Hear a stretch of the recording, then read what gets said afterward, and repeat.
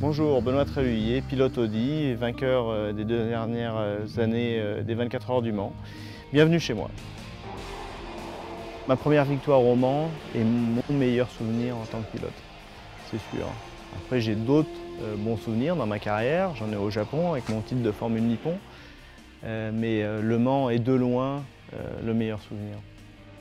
Une des particularités au Mans reste aussi la différence de niveau des voitures et des pilotes. Entre les pilotes d'une même voiture, il y a toujours une entraide et il faut éviter justement la compétition. Le fait d'être sur une même voiture, d'avoir une pression pour un objectif bien précis et d'être associé dans cette conquête, ça lie une certaine amitié. On va faire du sport ensemble, on vit ensemble une grosse partie de l'année quand même. Donc il faut mieux bien s'entendre. Et c'est ce qui nous a tout de suite monté assez rapidement au niveau des meilleurs pilotes chez Audi. Il y a toujours eu chez Audi la technologie développée en course et par la suite apportée sur la voiture de Monsieur Tout-le-Monde. La pression en course, chacun la gère différemment. J'ai commencé la compétition à l'âge de 6 ans, j'ai jamais arrêté. Donc la pression, honnêtement, j'ai appris à la gérer. Elle est toujours là, sauf que on la canalise, on la libère quand il faut.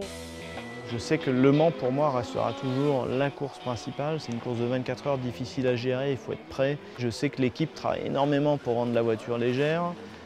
Donc à nous aussi de parier avec le petit ventre qui va bien.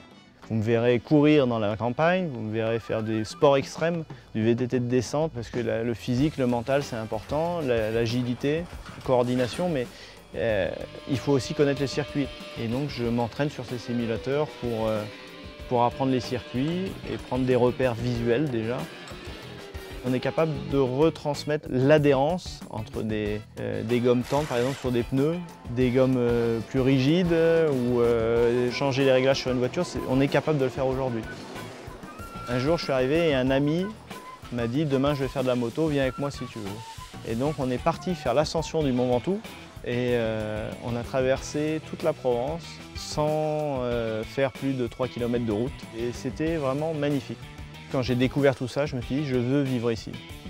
Une reconversion, oui, ça j'y pense tout le temps, depuis un moment. Soit, je pense, restauration de vieilles voitures ou centre de pilotage, sport extrême ou alors le jardinage, peut-être, pourquoi pas. En vieillissant, peut-être que j'aimerais encore plus. Ça va rester autour de ces 3 choses-là.